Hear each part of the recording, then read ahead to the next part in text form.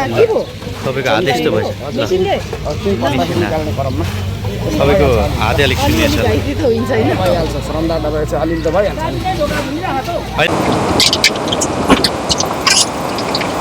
यसरी चाहिँ उहाँहरू तातो घाम मान्छेले श्रमदान गरेको भएका छन्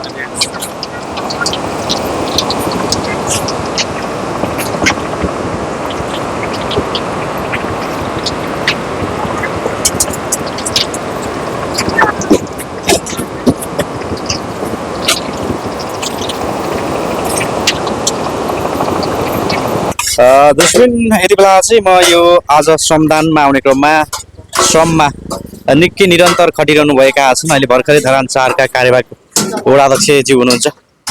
अध्यक्षज्यू नमस्कार। नमस्ते हजुर। अहिले यो श्रमदान भइरहेछ के छ? आज तेस्रो दिन भयो, के छ श्रमदानको लहर? श्रमदान आज तेस्रो दिन भयो। अब यतापट्टि सकेर यतापट्टि लागेको छ। यो राम्रो भइरहेछ श्रमदान। अब भर्खर खाना खाएर यतापट्टि लागेको छ। त्यस रमाइलो भइरहेछ। अब लगभग कति बाँकी छ? अब 4 भागमा 4 भागमा अब 2 भाग अलिक बढीको होला, पाउने 3 जतिको होला। 1 भाग डल्लै बाँकी छ। लगभग आज सकिन्छ भन्ने खालको जमर्को चाहिँ छ र कति सकिन्छ हेरौँ। मौसमले साथ आज दिएकै छ होइन, सकिन्छ होला भन्ने चाहिँ लागेको छ। तर नामै छ होइन, लगभग सकिने थोरै बाँकी रहेको थोरै रहन्छ, तर सकिन्छ होला। अब जस्तो तपाईँ एमालेबाट नवनिर्वाचित हुनुहुन्छ र कतिजनाले चाहिँ के भन्नुहुन्छ भने श्रमदान चाहिँ संस्कृति पार्टीले मात्रै गर्छ भन्ने छ नि, यसलाई कसरी बुझ्नुहुन्छ तपाईँ? होइन, श्रमदान भनेको राम्रो कामको सबैले त्यसको लाई समर्थन गर्नुपर्छ। किनभने हामीलाई जनताले चाहिँ 4 नम्बरको जनताले चाहिँ हामीलाई चाहिँ 4 नम्बरको विकास स्तर उन्नतिको निम्ति पठाएको। त्यस अर्थले पनि 4 नम्बरमा एउटा विकास भइरहँदा अनि त्यसरी चाहिँ श्रमबाट बनिरहेको छ होइन। अलिकति हामीले वडाले पैसा लगाएको छौँ 9 लाख रुपियाँ, अनि यहाँ स्थानीय उठाएको छ। त्यसमा पनि अलिक नपुगेको हिसाबले गर्दा श्रम आफै खटिरहनु भएको छ। बाहिर विभिन्न वडाहरूबाट पनि आइराख्नु भएको छ। त्यस अर्थले चाहिँ अब हाम्रै वडामा बन्दाखेरि होइन, हामी चाहिँ एउटा कार्यवाहक चाहिँ अध्यक्ष भइरहँदाखेरि, हामी जनप्रतिनिधि भइरहँदाखेरि यस्तो काममा अब कुनै पनि पार्टीले नगर्नु भन्ने खालको चाहिँ हुँदैन होइन। त्यसो अर्थले चाहिँ श्रमदान गर्नु पार्टीले फरक पारेन, फरक पर्दैन। काम गर्नुको लागि किन कामै गर्नु भनेर जाने हो सबैजना होइन। जब कि जनताको म्यान्डेट लिएर गइसकेपछि काम गर्नु भनेर जाने हो। त्यसो वडाको विभिन्न ठाउँ आफ्नो टोलदेखि वडादेखि सबै कुराहरूलाई चाहिँ विकास उन्मुख गर्नुको निम्ति काम गर्नु भनेर आएको। त्यस कारणले गर्दा पार्टीले जुनसुकै पार्टीमा रहेर पनि काम गर्नुको लागि जाने हो। त्यस अर्थले कुनै फरक पर्दैन पार्टीले। अब यो चाहिँ अहिले चाहिँ यो खालको चाहिँ एउटा अर्को अलिक भाष्यकृत भइरहेछ। यो चाहिँ सङ्घ संस्कृति पार्टीले मात्रै चाहिँ श्रमदान गर्छ भन्ने खालको कुराहरू चाहिँ हामी चिर्न चाहन्छौँ। किनभने पार्टीले त जब जो पनि काम गर्नुको निम्ति जाने हो नि त, काम गर्नुको निम्ति जाने हो। आफ्नो चाहिँ वडालाई चाहिँ हामी एउटा वडाको प्रतिनिधि हुँदै गर्दाखेरि त्यसलाई स्तर उन्नति गर्नुको निम्ति जाने हो। त्यस अर्थले चाहिँ पार्टीले यसो नगर भनेर भन्दैन भन्ने लाग्छ मलाई होइन। त्यस कारणले गर्दा हामी म त झन् आफै पनि अहिले कार्यको अध्यक्ष होइन, निवर्तमान अध्यक्ष आफै भएको छ। त्यस अर्थले अब म चाहिँ नखटिने कुरा, म नलाग्ने भन्ने कुरा त हुँदैन। त्यस अर्थले पनि मैले काम गर्नुपर्छ भन्ने हो। हामी त काम गर्नु आएको मान्छे हो नि त होइन र। त्यसो तपाईँ एउटा जनप्रतिनिधि पनि हुनुहुन्छ, जनताको म्यान्डेट लिएर नै तपाईँ जनप्रतिनिधि हुनु भएको छ। यदि यो भइरहेका कामहरू यदि ठेक्का लगाउने हो भने ठेक्का मार्फत लगाइन्थ्यो भने यसलाई बजेट गर्नु पर्थ्यो नि कति जति? त्यो त धेरै हुँदैन थियो। 4 भागमा 1 भाग पनि हुँदैन, गाह्रो हुन्थ्यो नि ठेक्का लाग्यो भए त हुँदैन थियो त्यो त। किनभने अब योभन्दा अगाडि पनि हामीले निकै माथि पनि गरेको थियौँ श्रमबाट गरे पनि, तर यति धेरै भएको थिएन कि। यो त 9 लाख रुपियाँ बजेट हो।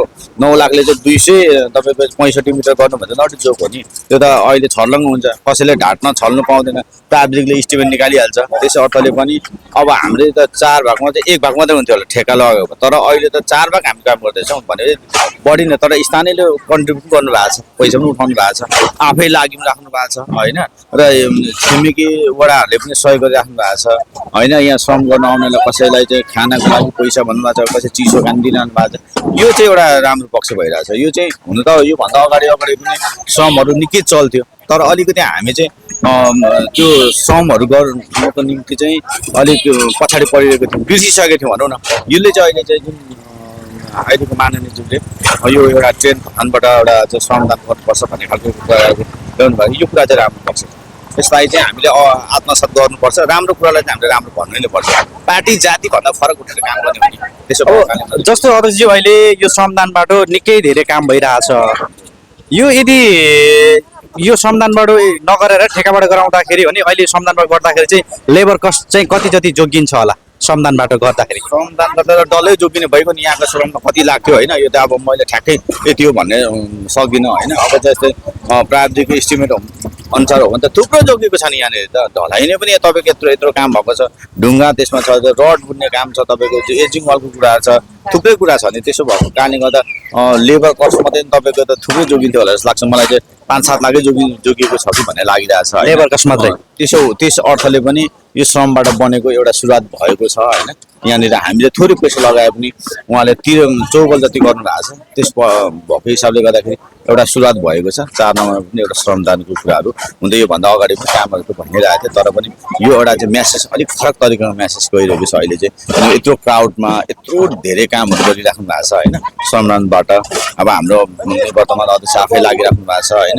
अब निवर्तमान अध्यक्षले आफै काम गरिराख्छ, म त नआउने कुरा हुँदैन। आफ्नो 4 नम्बरको लागि त 4 नम्बर काम गर्नु पठाएपछि 4 नम्बर जानु पऱ्यो नि। म त अरू जनप्रतिनिधि साथीहरू पनि आउनुहोस् भनेर आह्वान गर्छु होइन।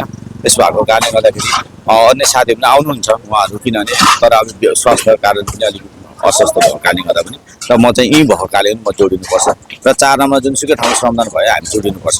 जस्तो अध्यक्षज्यू अहिले कार्यवाहक मेयर कार्यवाहक प्रमुख महेन्द्र विक्रम बेगाज्यूले अहिले श्रमदान गर्नको लागि नगरपालिकासँग समन्वय गर्नुपर्छ, नगरपालिकालाई सोध्नुपर्छ भन्ने खालको एउटा उहाँहरूले भन्नुभएको थियो। यसलाई कसरी लिनुहुन्छ? त्यो चाहिँ उहाँको व्यक्तिगत कुरा भयो होइन।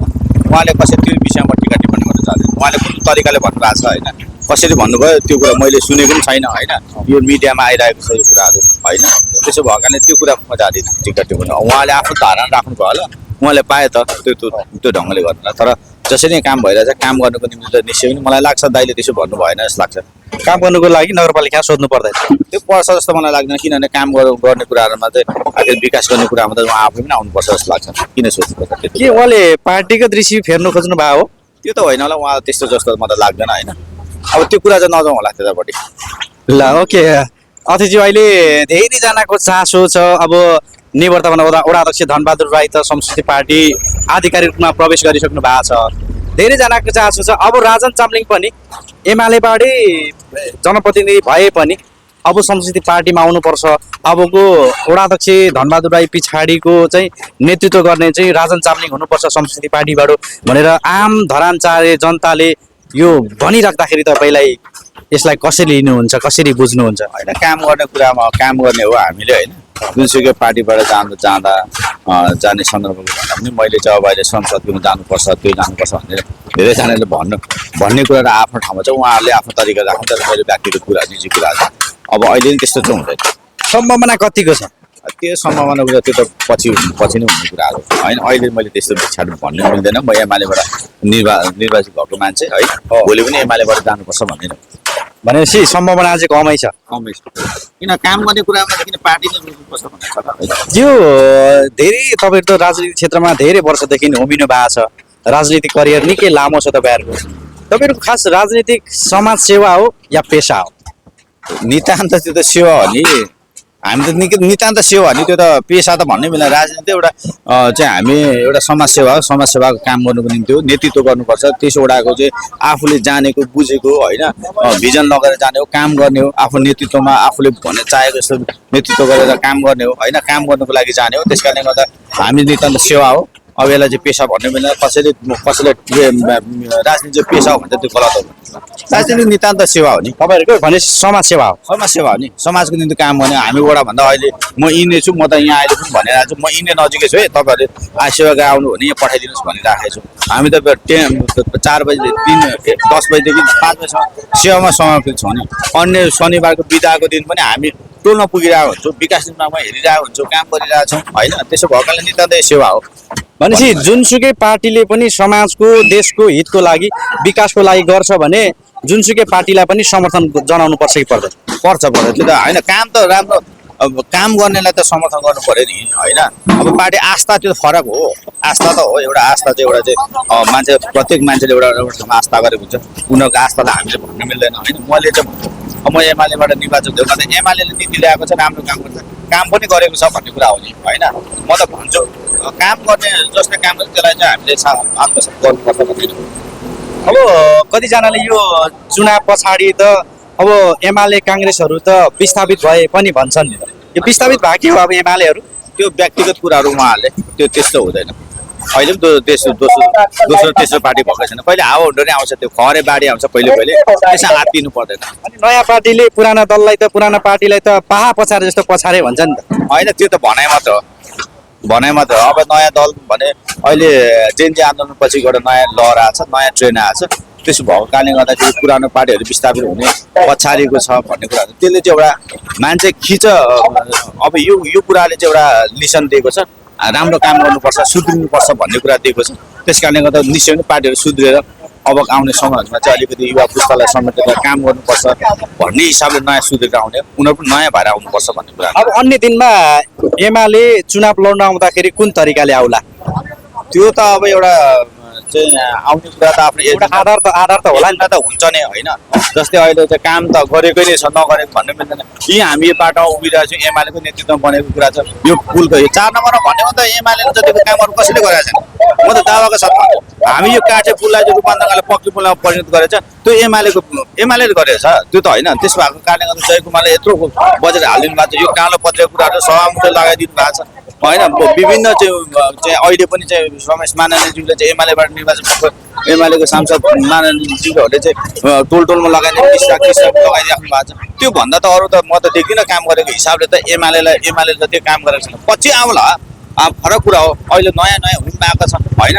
तर विकासै गरेर चाहिँ मान्छे अलिकति बुझी छैन। अहिले चाहिँ के देखेको छ भने हामीले करोडौँ रुपियाँ चाहिँ बजेट चाहिँ एउटा कमा गर्न लगाए पनि थोरै चाहिँ एउटा 1 लाख 2 लाख रुपियाँको लगायो, अनि चाहिँ यस्तो श्रम तान्ने, अनि यो ढङ्गले गर्दाखेरि क्राउड ल्यायो, मिडियाले प्रचारबाजी गर्दाखेरि त्यो ढङ्गले आएको मात्र हो होइन। कामै गर्ने हो भने एमाले जति काम गरेको छैन साहब, यो त दावाको साथ भन्छु। अहिलेको सम्बन्धमा भोलि त अब पकडले गर्दा के गर्दा अब अहिले माननीय हस्त सामानज्यू भर्खर जानुभएको छ संसदमा, उहाँले पनि ल्याउनुहुन्छ होला होइन, अनि अरू पनि आउँला। त्यसो भएको कारणले गर्दा अहिलेको सन्दर्भमा चाहिँ एमाले जति चाहनुमा कसैले विकास गर्ने यो चाहिँ मैले भन्ने कुरा हो होइन। र यो पूर्व हाम्रो निवर्तमान अध्यक्ष नै भन्नु चाहिँ यो कुरा स्वीकार गर्नु, किनभने काम गरेकोलाई काम गरेको भन्नुपर्छ नि त। भनेपछि एमाले विस्थापित भएको छैन, अब मजुर भएर फेरि आउन सक्छ, रूपान्तरित भएर आउनुपर्छ भन्ने कुरा। म चाहिँ एउटा एमालेको एउटा कार्यकर्ता भएको हिसाबले होइन, अब एमालेबाट निर्वाचित भएको एउटा जनप्रतिनिधि भएको हिसाबले गर्दा अब सुध्रिनुपर्छ। जनताले मागेको कुराहरू, जनताको नाचमा चाहिँ के आइरहेको छ, अहिले ट्रेनहरू त्यसलाई फलो गर्नुपर्छ, समयअनुसार चल्नुपर्छ भन्ने। जस्तो चाहिँ अहिले तपाईँले ठ्याक्कै सुध्रिने कुरा गर्नुभयो। तपाईँ एमालेकै एउटा सदस्य पनि हुनुहुन्छ, एमालेबाटै तपाईँ एउटा नवनिर्वाचित पनि हुनुहुन्छ। अब पार्टी गलत हुन्छ कि व्यक्ति गलत हुन्छ? पार्टी त गलत छैन, सिद्धान्त सबैको राम्रो छ, राम्रो छ। अब व्यक्ति कुनै कुनै ठाउँमा हाबी हुन्छ, एउटा व्यक्तिले गर्दाखेरि दुर्घटना धेरै कुरा भएको छ। त्यस कारणले गर्दाखेरि पार्टीमा पनि केही कुराहरू, सबै कुरा त म भन्दिनँ, केही ठाउँहरूमा अलिकति तलमाथि भएको होला। आउने दिनहरूमा चाहिँ त्यसलाई सुधारेर आफ्नो कमी कमजोरीलाई, जुन खालको अहिलेको चुनावमा हार भएको छ होइन, हामी दोस्रो दलदेखि तेस्रोमा लागेको छ। त्यसो भएको कारण यसलाई चाहिँ हामीले कसरी चाहिँ हामी बन्न सकिन्छ, पहिलो पार्टी बन्न सकिन्छ अथवा दोस्रो पार्टी हामीले त्यो यथावत बन्न सकिन्छ भन्ने कुरालाई चाहिँ हामीले कहाँ चुक्यौँ भन्ने कुरा चाहिँ अब अहिले समीक्षा गरेर अगाडि जाने कुरा रहन्छ। तपाईँको पार्टीभित्र चाहिँ कतिको सुध्रिनु पर्ने व्यक्तित्वहरू हुनुहुन्छ होला? होइन, त्यो त व्यक्ति कुराहरू त सुधार्दै जाने कुरा, अलिकति केही कुराहरू होला होइन, केही कुराहरू चाहिँ तलमाथि भएको होला। मैले अब यो व्यक्ति नै सुध्रिनुपर्छ भन्ने कुरा त म भन्दिनँ होइन। त्यस कारणले गर्दा मलाई लाग्यो अब अहिले जुन खालको हामी पहिलोदेखि दोस्रोदेखि अहिले तेस्रोमा आएको छ, यो कुराले चाहिँ जनताले हामीलाई नपत्याइरहेको अवस्थामा केही कुराहरू पत्याउने हिसाबले चाहिँ हामीले काम गर्नुपर्ने समय आएछ भन्ने कुरा लाग्छ मलाई। हस्, धन्यवाद अवश्य टाइमको लागि। चारेको ताहरू तपाईँको 4 दिनको गिटी 4 दिन बल्ल 1 दिन एकदम राम्रो छ, बलियो हुन्छ, काम पनि मजाले एकदम खुसी भइरहेको छु। यो अघि अलिअलि तपाईँको हात यस्तो भएछ, निकाल्ने क्रममा तपाईँको हात अलिक सुनिएछ, भइहाल्छ। श्रमदार दबाई चाहिँ अलिअलि त भइहाल्छ।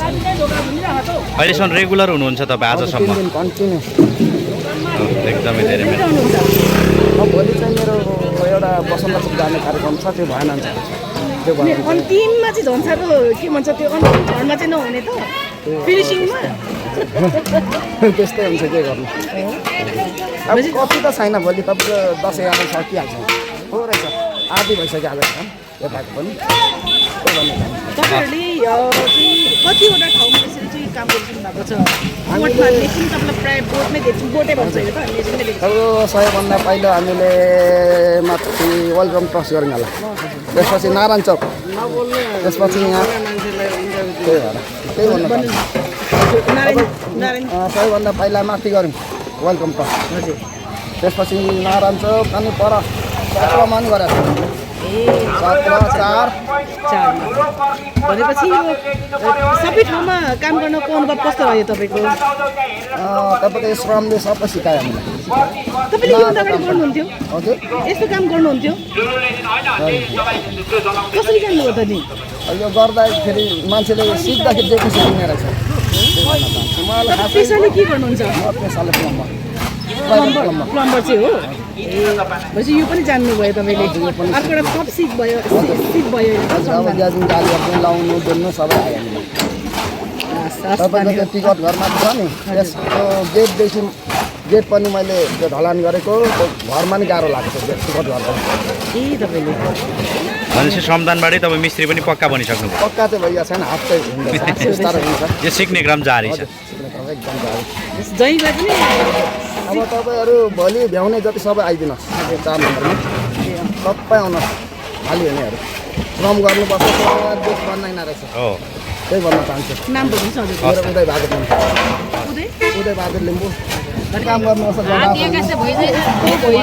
बिल्साउँछ जहिले बिल्साउँछ कहिले के गर्छ उता कता अनि के लाउनु भएको यो कालो कालो यो के भन्छ आइदिन झार्किने भन्छ उकालो त्यो त्यही ढल ए घरेलु उपाय गर्नुभएको दर्शक मित्रलाई आज चाहिँ धरान 4 टार पुरानो वडा मार्गमा मैले यसरी काम आज तेस्रो दिनमा निकै धेरै सम्पन्न ल युवाहरू एकदमै जागिरहेका छन् ल श्रमदानमा सबैजना व्यस्त ल निकै धेरै श्रमदानबाट आज पनि निकै ठुलो काम भइसकेका छन् यहाँनिर उहाँहरूले आज ल